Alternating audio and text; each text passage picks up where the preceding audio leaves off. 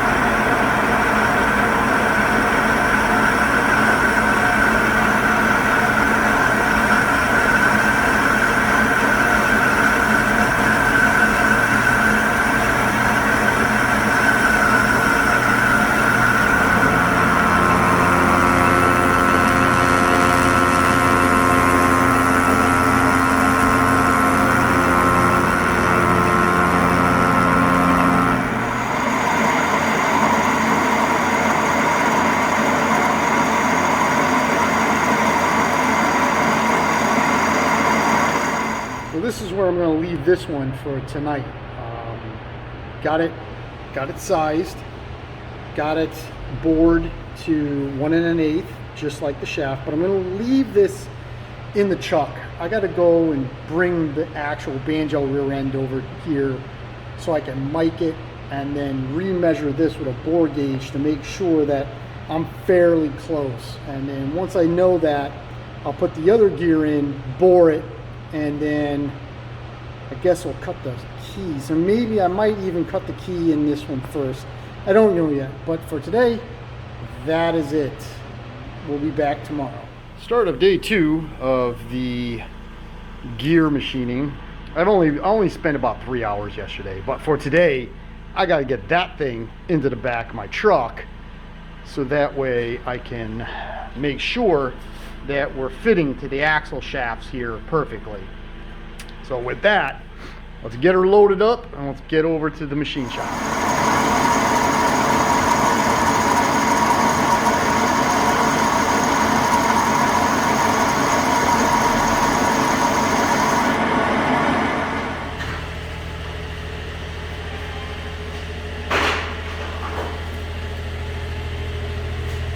Using the cutter to make the keyway.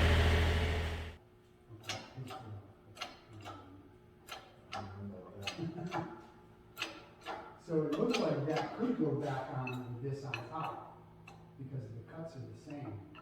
Well, yeah,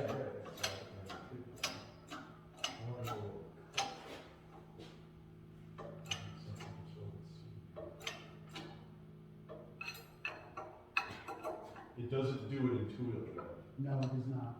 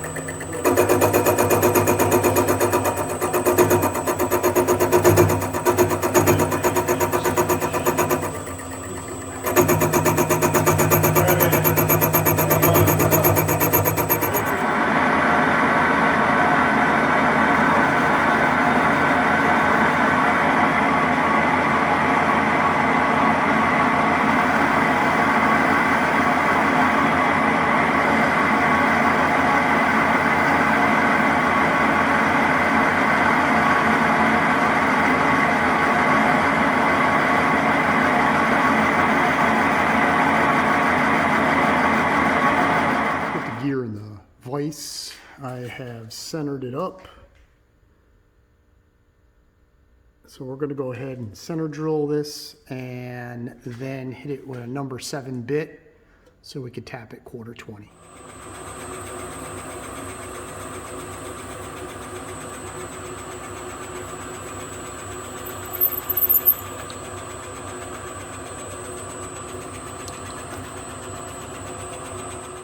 Well, I'm back at the house and I got the gear in the vise. I went to HD and got a new 1/4-20 tap because this tap is dull, number one, and number two, I don't know why it's blued. I don't know why I heated this thing up at one time, but that tap is pretty much shot. So got a new tap. We're just going to go ahead and start running it down the number 7 hole. One thing you want to do when you're tapping a hole like this is just go nice and slow, especially something of this quality. Just want to kind of just go a little bit, little 1/8 turns and roll it back. Make sure you got your cutting oil with you because you're going to need that. Definitely want to back it out from time to time and clean out the chips. Make sure there's nothing funky with the teeth on the tap itself, and just nice and slow run it right down. Now, one of the last things I'm going to do to the gear is on the side that I machined the actual teeth, not necessarily the back, or this is the side that shows, but the side that I machined the gear down. You probably can't see it on camera, but I went and I filed each one of the edges of each tooth, both sides and the tip, with just a fine triangular file. And then I took a small, this is actually a chainsaw sharpening file, and did the inside of each one just to remove any burrs or any little pieces of stuff that might be hanging off the edges. I'm going to do that for every single tooth on both gears, the other gears right here. And then what we'll do is we'll go ahead and test fit them to the rear end with the 1/4-inch keys. Just before I show you these gears, how they fit on the rear end of my Senior, just wanted to give you a quick view of what we have here. I'm using a McMaster Carr TS614 Martin gear. That's where I got these two gears. Same pitch, same tooth. I did have to bore out the center to 1 1/8 inch, 1/4-inch key slot. I had to machine the face of the gear as well as the back of the gear to make it the right dimensions for the Senior, as well as I had to drill and tap 1/4-20 for the set screw that holds the gear in place. This one actually has 2 slots in it because one of the slots, as you can see here, was a little too deep.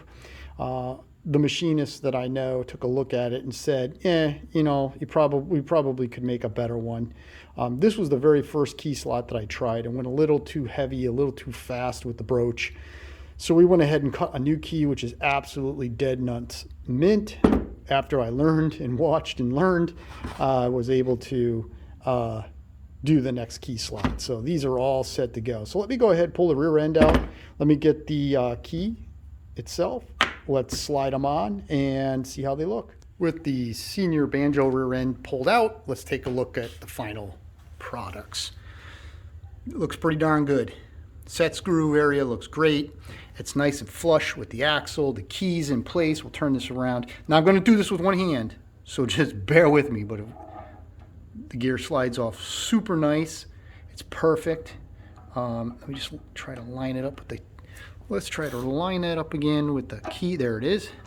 Give it a little shake. Boom. The other gear fits exactly the same.